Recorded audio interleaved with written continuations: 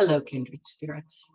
I've been talking about vibration and all sorts of practical, everyday consequences of recognizing that each of us is a unique soul created with an individual vibrational frequency.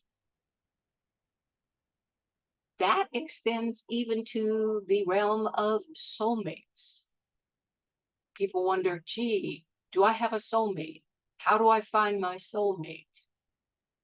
Well, I'm not sure we have just one soulmate, but I do know that we do come in with groups of souls, some of them closer to us than others, because we want support and we think we'll get it, most likely, from souls we have gotten it from before in different lifetimes. So, again, if you have a strong reaction to a person, either positive or not so positive, most likely at the unconscious level, you're recognizing that unique vibrational pattern of that soul, and you've run across it before. I'll give you an example from my own experience. When I met my late wife, Jana, back in July of 1986, I had talked to her on the phone, but when I got to meet her face to face and be in her energy and her presence and hear her talk, the first thought that popped into my head was, gee, she's a lot like Judith.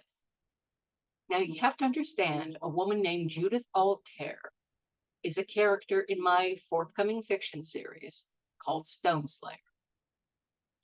And Judith was a friend of the me I was in that lifetime, a woman named Helen Andros. And Judith was also a really close friend of Helen's mother, Miriam Andros.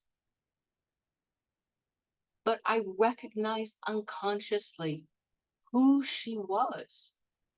And then, of course, Jen and I both, well, I forgot about it promptly until 12 years later when I actually started writing this series. And Janice started sort of looking over my shoulder and looking at the characters and getting to know them and going, I was Judith. And it made perfect sense. So chances are, at least some of the people in your lifetime are souls you have known from other physical lifetimes and even other non-physical lifetimes. Because we have physical and non-physical lifetimes, or we have physical lifetimes in different physical realities. The one hallmark of the soul is curiosity. We really need and want to know what it's like to, and fill in the blank.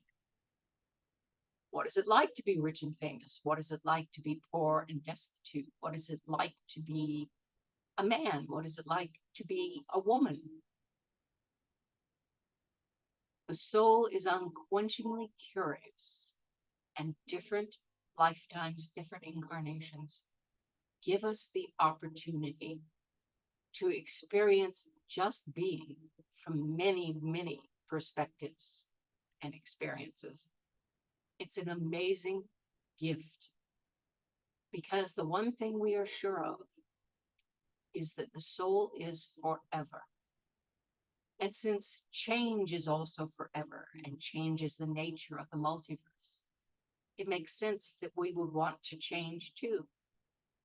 And one of the ways in which we change is to try on different lives and gain, hopefully, some wisdom and understanding. So we'll talk more about change and vibration and finding soulmates next time. Until then, vaya con Dios.